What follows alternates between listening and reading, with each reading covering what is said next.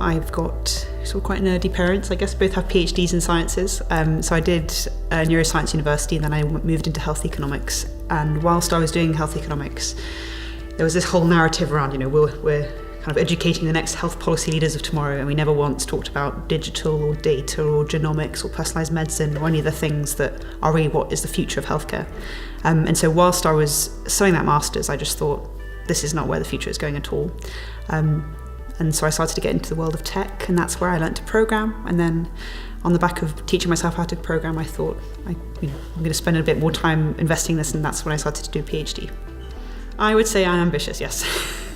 But I think as long as you're not a kind of megalomaniac and you're keeping your feet on the ground, being ambitious is good because it keeps you motivated, it keeps you excited. I think what I love about what I do in terms of studying my PhD is it's really hard. Like, it does make your brain hurt writing algorithms all day. But it's quite satisfying because you can find these really creative, odd, nice ways of answering new, novel questions in healthcare. So I definitely think that you have to be a bit brave in some respects, certainly working in academia, because there is definitely a way you are an academic. It's a very hierarchical place to work.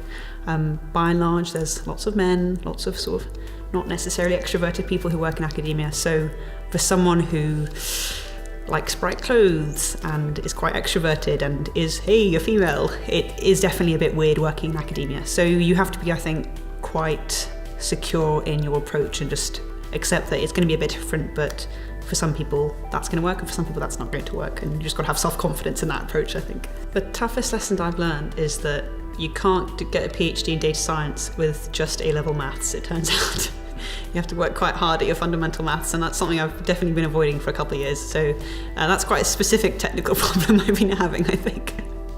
I think the advice I give to young girls going into data and tech is that there is something for everyone. It's on one hand really mathematically complex, on the other hand really challenging from a logic perspective, on the other hand it's really exciting from a design and creativity perspective. So I think you can come at data science from any different angle, and I think that's one thing that isn't really communicated very often, and I think that's the single best thing about working in data science.